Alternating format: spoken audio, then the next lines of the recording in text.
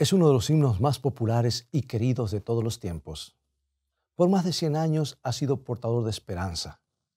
Ha sido cantado por criminales convictos en espera de su ejecución o por dignatarios en la Ciudad del Vaticano.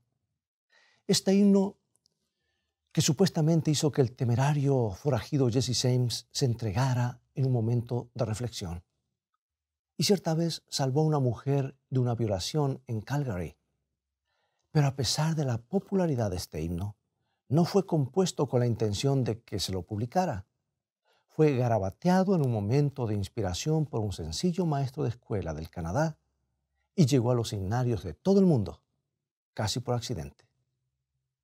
El humilde cementerio que está cerca de Rice Lake, al sur de Ontario, es el lugar final de descanso de Joseph Scriven, el hombre que escribió el famoso himno «Oh, qué amigo nos es Cristo». Toma tu Biblia y en momentos más regresaré para que la estudiemos juntos.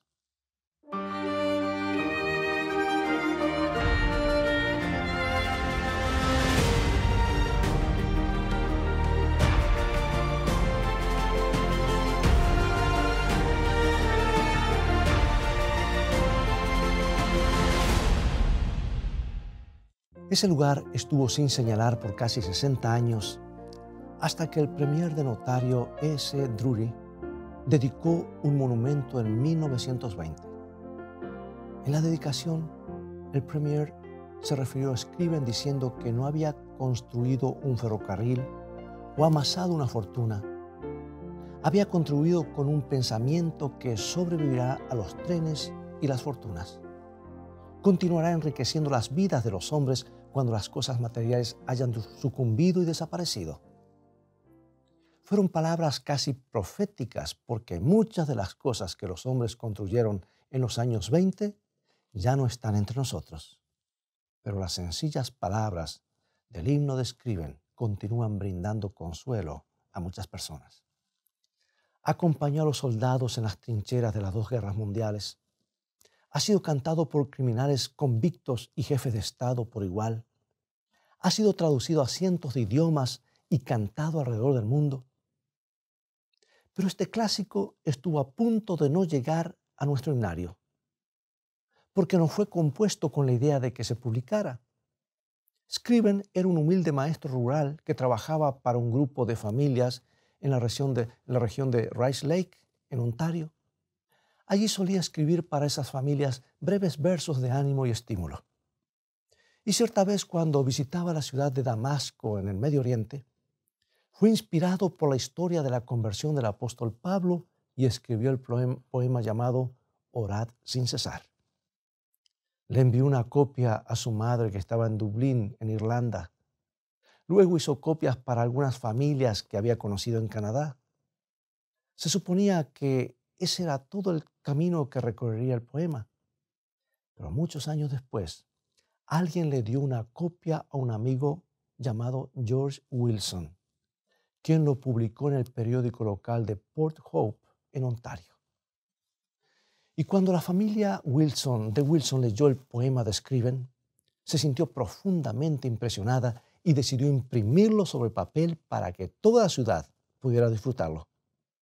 Días más tarde, el poema fue publicado en el Evening Guide bajo el título «Oh, qué amigo nos es Cristo». Los habitantes de Port Hope disfrutaron del poema, pero lo olvidaron rápidamente. Y hubiera sido la última vez que alguien oyera hablar de él si no hubiese sido porque en 1870 estaba en funcionamiento un programa de reciclado de objetos en desuso. No era del tipo de los programas actuales con recipientes azules, pero la gente solía guardar los periódicos para encender el fuego, para aislar paredes y para envolver paquetes. Y alguien de Port Hope envió un paquete a la ciudad de Nueva York y lo envolvió con las páginas del Evening Guide donde estaba impreso el poema de Scriven. Y cuando la encomienda llegó a Nueva York, la destinataria quitó el papel y guardó el periódico porque quería leerlo. Le llamó la atención, lo alisó y comenzó a leerlo, y el poema «Oh, qué amigo nos es Cristo» captó su atención. Leyó el poema varias veces y la movilizó al punto de hacerla pensar que todos en su ciudad debían leerlo. Lo llevó al periódico local de Nueva York y lo mostró a la redacción preguntando si alguien estaría interesado en publicarlo. Y después de leerlo decidieron que los lectores podrían apreciarlo y lo imprimieron. Y a su vez un comerciante que estaba eventualmente en Nueva York leyó el poema en el periódico. Le gustó tanto que decidió recortarlo y guardarlo en el bolsillo para tenerlo a mano y leerlo cada vez que se sintiera solo en sus viajes. Llevó el poema de la ciudad de Nueva York a Erie, en Pensilvania, donde tomó un pedido en la Burdett Organ and Manufacturing Company. Así se llamaba esa compañía. Y al cerrar la venta con el gerente, el señor Charles Converse, buscó en su bolsillo la libreta de pedidos y el poema cayó accidentalmente en el piso. Lo levantó y se lo entregó al señor Converse, diciéndole que lo había recortado del periódico de Nueva York porque le había gustado mucho.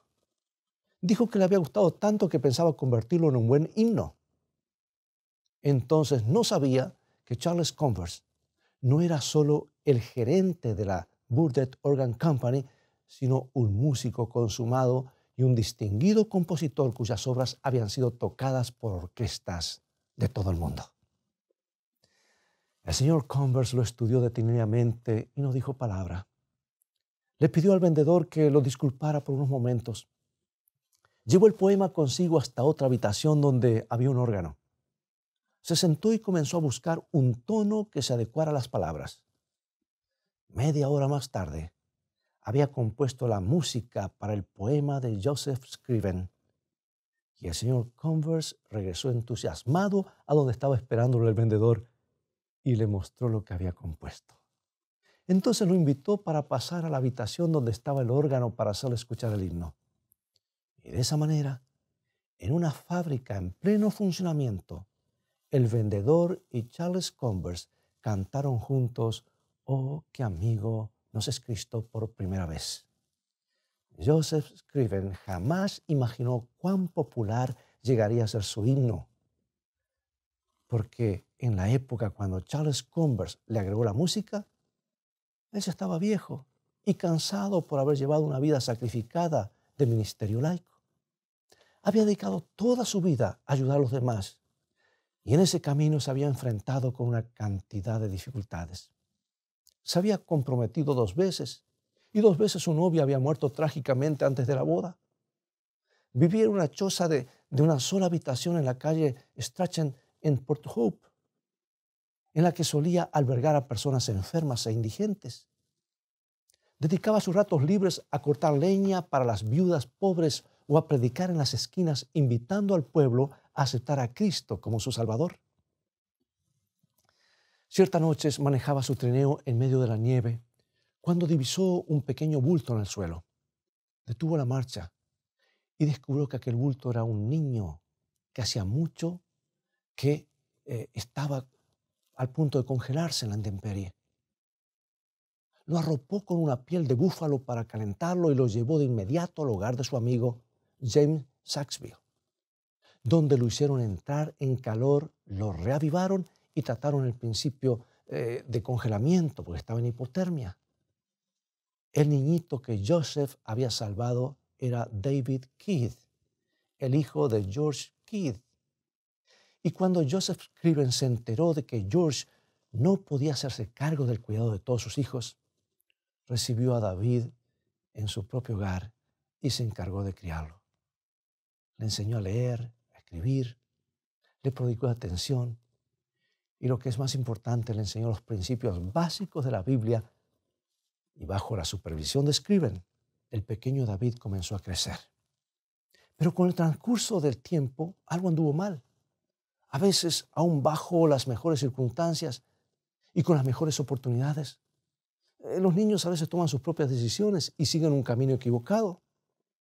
Lamentablemente, a pesar del amor y la atención que Scriven le había prodigado, David se convirtió en una persona desagradable que se dedicó a usar la religión para llenar sus bolsillos.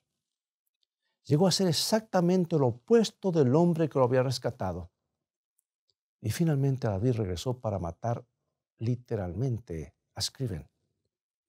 Y cuando Joseph Scriven tenía 67 años, enfermó gravemente y no pudo cuidar de sí mismo. Y luego de una vida dedicada a cuidar a los demás, había llegado el momento de que alguien se encargara de él.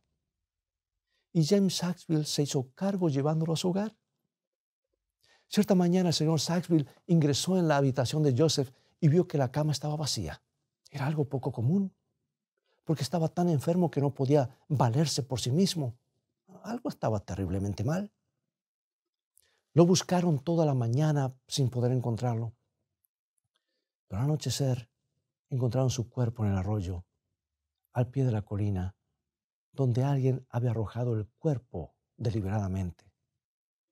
Por alguna incomprensible razón, David Keith había entrado en la casa durante la noche y había llevado a Joseph Scriven al arroyo para tirarlo allí. El niñito que Scriven salvó se había convertido en el hombre que lo había asesinado. Jamás fue juzgado por su crimen, porque algunos determinaron que la muerte se había producido por accidente. En aquellas aguas poco profundas, demasiado débil como para levantar la cabeza para respirar, el compositor de uno de los himnos más apreciados por la cristiandad encontró un oscuro final. En cierta manera, murió igual que el amigo del que había escrito en su poema. Vivió su vida sirviendo a los demás, instándolos fervientemente a regresar a Dios. Y al final, uno de los que habían recibido su auxilio terminó quitándole la vida. Pero el himno que Scriven escribió no murió con él. Por una cadena de circunstancias que solo pueden definirse como milagrosas, aún vive en los corazones de millones de personas. Fue uno de los favoritos de Billy Graham cuando lo ha usado en sus campañas de evangelización. También fue el favorito de Ira Sankey, la famosa cantante que viajó con Dwight Moody por todos los Estados Unidos a mediados del siglo XIX.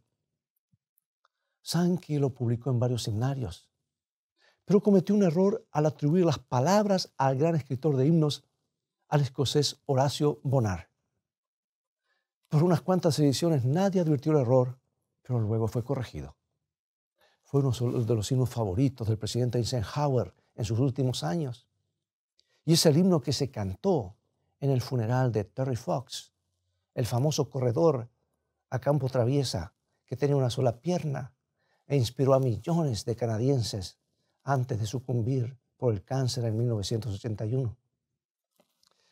La canción de Scriven salvó a una mujer de un maniático sexual en Calgary cierta noche de 1961. Su esposo trabajaba en el hospital haciendo el turno de la noche y estaba fuera del hogar casi todas las noches. Y una mañana a las 5 en punto, cuando su esposo estaba en el trabajo, fue despertada por algunos ruidos que provenían de la cocina.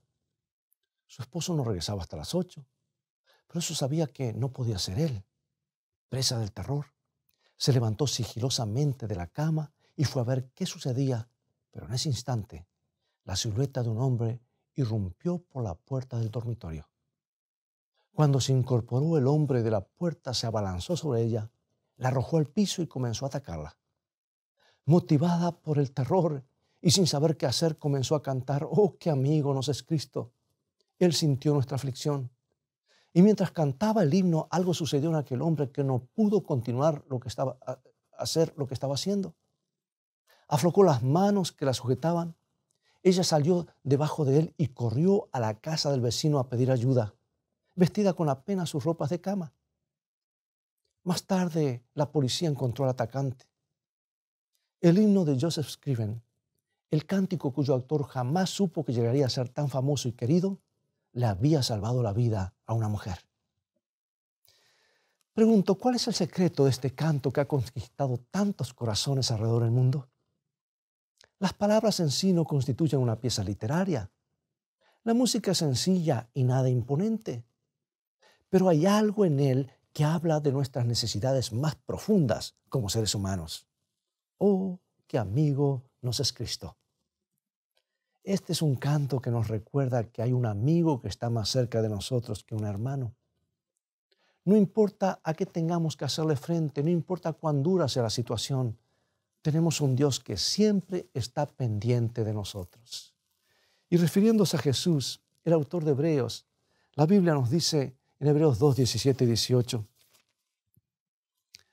por lo cual debía ser en todo semejante a sus hermanos para venir a ser misericordioso y fiel sumo sacerdote en lo que a Dios se refiere, para expiar los pecados del pueblo.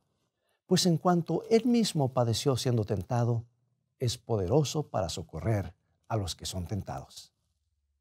A veces, en las horas más aciagas de la vida, algunos se sienten tentados a pensar que Dios no comprende su situación o que Dios nos interesa. Suponen que como Dios mora en el cielo y nosotros vivimos aquí en la tierra, que Él no puede apreciar lo que tenemos que sobrellevar. Pero a veces olvidamos que Jesús estuvo acá, no como un mero visitante del cielo, no en un viaje por el día, sino como ser humano, como uno de nosotros. Y en cada situación dolorosa, en cada tentación que enfrentamos, podemos ir a Jesús porque Él entiende cabalmente lo que significa vivir aquí. El himno que escribió Joseph Scriven es un recordatorio de la cercanía de Jesús en todas las situaciones y de que Él se puede identificar con nuestras luchas cotidianas. Si nos acordáramos de llevar nuestras cargas a Él más a menudo, como dice el himno, la vida sería tanto más fácil y feliz de vivir. Cuando Joseph Scriven tenía 24 años y aún vivía en Irlanda con su madre, se comprometió en casamiento con una joven mujer. La noche anterior a la boda, la muchacha se ahogó ante su mirada sin que él pudiera hacer nada para salvarla. Aquella experiencia cambió su vida. Podría esperarse que esa experiencia lo dejara amargado y cuestionando por qué Dios le había permitido eso. Pero no fue así. Al mirar el rostro de su amada sin vida, comprendió que los gozos terrenales se nos escurren entre los dedos con mucha rapidez. Entonces modificó todo su enfoque de la vida. Y en ese preciso instante, mientras estaba en pie junto al féretro, decidió dedicar la mayor parte de su tiempo y de sus pertenencias por entero a Jesús. Decidió mudarse lejos del lugar que había cobrado la vida de su comprometida y viajó al Canadá para trabajar por el Señor. Todo cuanto hizo tenía el único objetivo de acercar las almas a Jesús. Era su deseo, era su meta. No se preocupó por acumular riquezas, ni por llegar a ser famoso, ni por otras cosas que las personas suelen considerar importantes en esta vida. Solo le preocupaba el hecho de que hubiera hombres y mujeres que morían cada día sin haber conocido a Jesús. Y aunque Joseph Scriven nunca recibió el reconocimiento por su abnegada vida, ni por el himno que escribió, su dedicación al Evangelio hizo una diferencia. Y aún sin saberlo, causó un poderoso impacto en las vidas de millones de personas alrededor del mundo. Yo anhelo el momento cuando pueda conocer a Joseph Scriven en el cielo personalmente y ver la expresión de su mirada cuando descubra que Dios lo usó a él y su canto para alcanzar a muchísimas personas con las buenas nuevas de la cruz del Calvario. Imagina el momento cuando se encuentre con personas que estarán en el cielo gracias a la forma calma y fidedigna en la que promocionó el amor de Dios. Puede ser que su obra no haya sido de las más apreciadas, pero en el cielo será el día de pagos para Joseph Scriven. Y el tesoro que él colocó en el cielo jamás pasará ni se corromperá. Por eso Jesús lo dijo de esta manera. Mateo capítulo 6, versículos 19 al 21. Son varios versículos. No os hagáis tesoros en la tierra donde la polilla y el orín corrompen, y donde ladrones minan y hurtan, sino haceos tesoros en el cielo, donde ni la polilla ni el orín, está hablando del óxido aquí, corrompen, y donde ladrones no minan ni hurtan, porque donde esté vuestro tesoro, allí estará también vuestro corazón. Tristemente, muchos han confundido sus prioridades. Invierten su tiempo y energía en tratar de ganar el mundo, pero al final de la línea su suerte es la misma de todos. Todas sus posesiones se reparten entre otras personas. Hace muchos años, en Escocia, la familia Clark tuvo un sueño. Desde el punto de vista financiero, no les iba bien en aquel antiguo país. Por eso comenzaron a economizar y ahorrar para poder emigrar a los Estados Unidos de América con sus 9 hijos. Ahorrar el dinero suficiente para el viaje les demandó años enteros, pero finalmente tuvieron lo necesario para pagar los pasaportes y los pasajes en un nuevo transatlántico que se dirigía a los Estados Unidos. Todos los miembros de la familia Clark estaban ansiosos y tratando de imaginar cómo sería América. Soñaban con el momento en el que la nave entrara en el puerto de Nueva York y pasaran bajo la Estatua de la Libertad, y con cultivar su propia parcela y cosechar los granos. Sentían que la vida estaba por comenzar a sonreírles. Vendieron todas las cosas que pudieron y empacaron las pocas pertenencias que sobraron. Entonces se pusieron a esperar el gran día en el que iniciarían el viaje hacia América. 7 días antes de la fecha de partida, el hijo más chico fue mordido por un perro. Tuvieron que llamar al médico, quien le dio varias puntadas. Y cuando terminó de coser la mordida, sacó de su valija una tarjeta amarilla y la colgó en la puerta de la casa. ¿Qué es eso?, preguntó el señor Clark. El doctor le explicó que ante la posibilidad de que el perro tuviera la rabia, habría que tener al niño en cuarentena durante 14 días. Pero no podemos esperar 14 días, protestó el señor Clark. Tenemos que viajar a América en una semana. Si no lo hacemos, no nos devolverán el dinero. Tenemos que irnos. El médico sacudió la cabeza. Se disculpó y le explicó que no había nada que él pudiera hacer al respecto, porque eso es lo que señalaba la ley. Dicho esto, se fue. Y la familia Clark estaba totalmente devastada. Sus sueños hechos añicos. El señor Clark fue a los muelles la semana siguiente para contemplar el barco que navegaba y navegaría sin ellos. Y mientras miraba la nave, lágrimas amargas inundaron sus ojos. Para sus adentros maldijo a Dios y a su hijo por haber arruinado sus planes de tener una vida mejor. Regresó a su casa, que estaba casi vacía, y trató de reunir los fragmentos de su miserable existencia.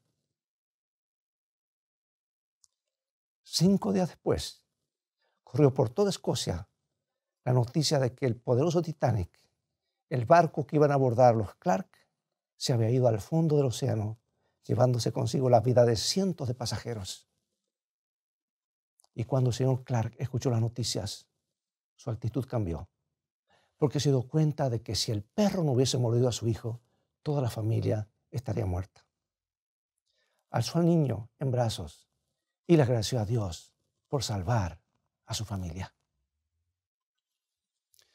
¿Sabe? Dios dice que si confiamos en Él, todas las cosas resultarán para nuestro bien, aun las que a primera instancia no lo parecen. No todas las cosas de la vida son buenas, pero si confiáramos los resultados a Dios, Él tomaría las desilusiones de la vida y las convertiría en algo bueno. La Biblia dice en Filipenses 1:6, estando persuadido de esto, que el que comenzó en vosotros la buena obra, la perfeccionará hasta el día de Jesucristo. Pregunto, ¿estás dispuesto a confiarle a Él los resultados de tu vida? ¿Sabes algo? Cuando pienso en los amigos que tengo en la vida, ninguno me parece tan valioso y confiable como Jesús. Él siempre está a mi disposición y siempre está dispuesto para ti también. A veces te parece que tu vida no tiene rumbo y te sientes como si hubieras llegado al final del camino. Confía en Jesús. Acepta su amistad ahora mismo, mientras oramos juntos. Querido Padre Celestial, a veces la vida puede ser dura y difícil. Queremos confiar en ti y creer en tu promesa de hacer que todas las cosas nos sucedan para el bien. Te pedimos que tomes nuestras vidas y las hagas provechosas en la construcción de tu reino. Mantén nuestros ojos enfocados en Jesús y recuérdanos que no hay nada que no podamos llevarle a Él en oración. Te agradecemos porque tú eres realmente un amigo más cercano a nosotros que un hermano. Te pedimos estas cosas en el maravilloso nombre de nuestro Salvador Jesucristo. Amén.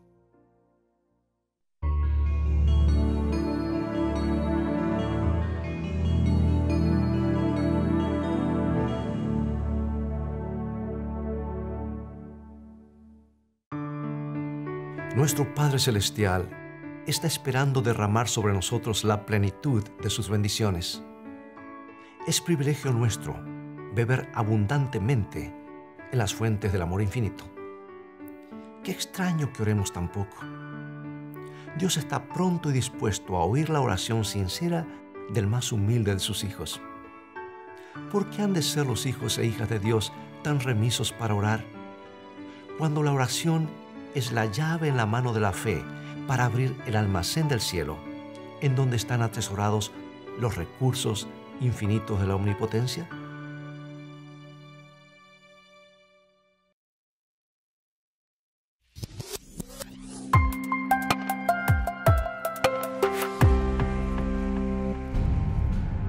Querido amigo y amiga, la nueva serie de Escrito está, Fe a toda prueba, ya está disponible.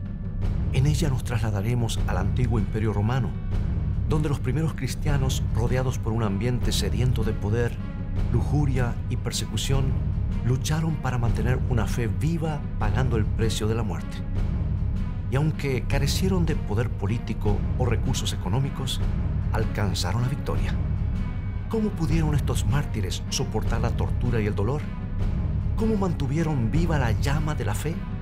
Y aún más importante, ¿cómo puedes tú tener esa misma fe en la hora de la prueba? Fe a toda prueba. 5 temas que desafiarán tu fe. Adquiérela hoy mismo visitando la tienda de escritoestá.org o llamando al 423-362-5834.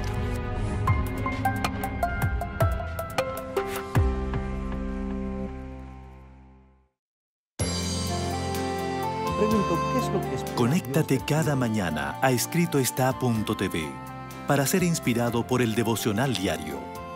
Una mejor manera de vivir con el pastor Robert Costa. O suscríbete para recibirlo directamente a tu correo electrónico. Cada día Dios nos quiere revelar una mejor manera de vivir.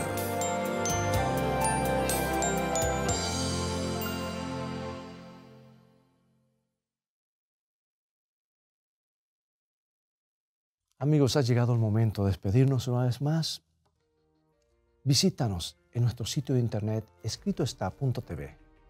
Dios te bendiga y recuerda, escrito está, no solo de pan vivirá el hombre, sino de toda palabra que sale de la boca de Dios.